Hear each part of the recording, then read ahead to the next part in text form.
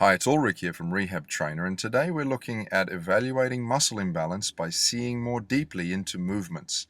Specifically today, pec minor dominance over the lower trapezius.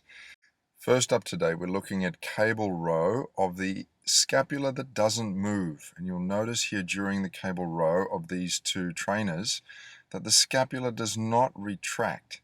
It stays fairly still.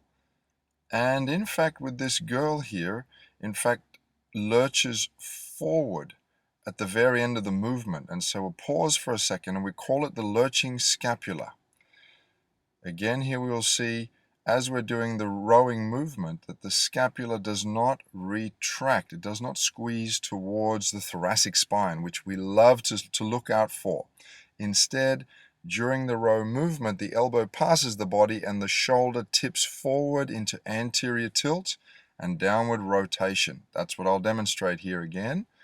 That anterior tilt, even elevation of the scapula during the movement. There it is, paused, the shoulder's going forward, the elbow's going back.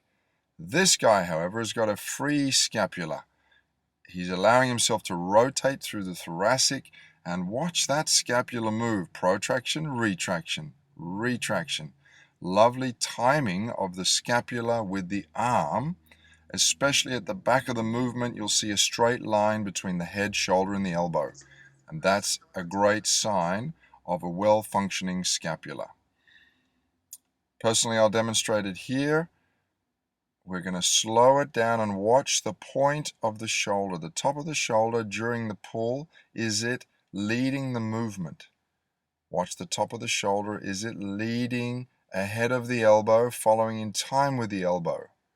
And so to that end, the arm doesn't go beyond the level of the shoulder. They stay in a straight line at the end of that pull movement. And this is the classic evidence of a good lower trapezius activity and no muscle imbalance.